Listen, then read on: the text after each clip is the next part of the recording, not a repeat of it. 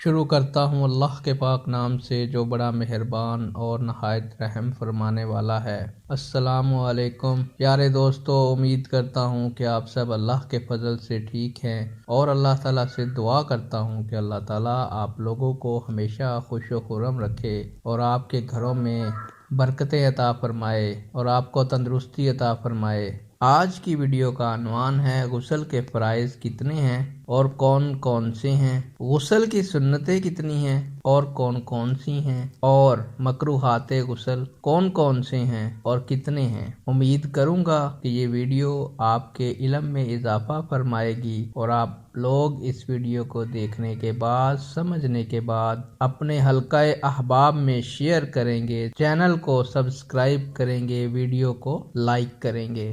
دوستو، اچھی بات دوسروں تک پہنچایا کریں، یہ ایک صدقہ جاریہ ہوتا ہے۔ غسل کے فرائض دوستو، غسل کے 3 فرض ہیں۔ نمبر 1 کلی کرنا، نمبر 2 ناک میں پانی ڈالنا، نمبر 3 تمام بدن پر پانی بہانا۔ غسل کی سنتیں دوستو، غسل کی 5 سنتیں ہیں۔